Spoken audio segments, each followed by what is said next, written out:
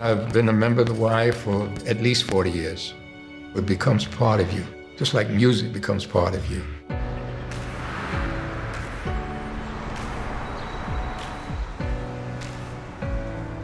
I've known guys here who've known each other for 40 years, and they became like brothers to me. And that's the beauty of the Y.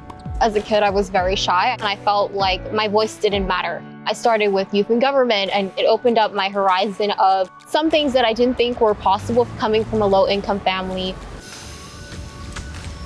Come closer. Pretend you like me. We were in martial arts for years, but when you teach, you don't get to exercise. So I needed to work out, and then I discovered the guys here. It's a real community.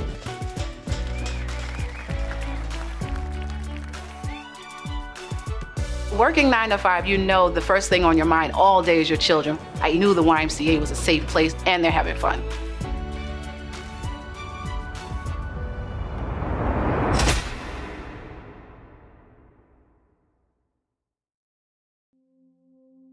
There was a lot of fear.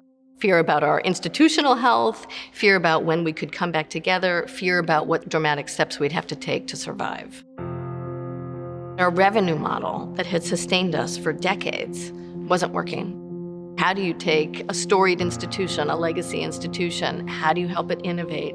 When we connected with PwC, it was very clear that there was this core strength of understanding of what they could provide and move us in a way that would help us use our assets and our base a little bit differently. The Y reached out to PwC in June of 2020. The situation was pretty dire. I had such a deep connection to the YMCA since my childhood. My father would bring me to the YMCA in Ridgewood, New Jersey. The mission of the YMCA is centered around building stronger communities, while the purpose of PwC is centered around building trust in society and solving important problems with the work that we do. We thought this pro bono effort could be a win-win for both organizations. PwC helped with the demand and sentiment analysis around customers being comfortable returning to the YMCA, with debt restructuring and short-term liquidity challenges and making some of those key decisions around how do we survive for the next 6 months, and to manage the space differently.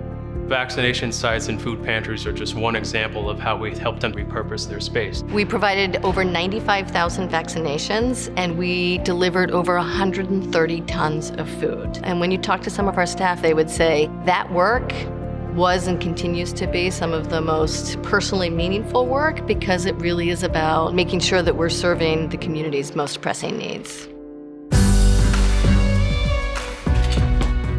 We were able to reopen our doors in September of 2020. There was an incredible sense of joy and almost palpable relief.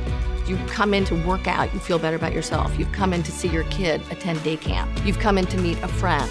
You leave feeling like, I did something, I feel better. I'm walking out the door a happier person, and that is extraordinary. It felt like a homecoming, and you didn't realize how much you were missing that support and that community. We all got together, got a big hug. I could still feel that hug to this day, honestly. It's a miracle. I don't think there's anything else like the Y. The Y is the place to come back to get back to normal. It changed a bit, but the family feel is still here. This is my church. It's like food. You know, I love this place. I love it.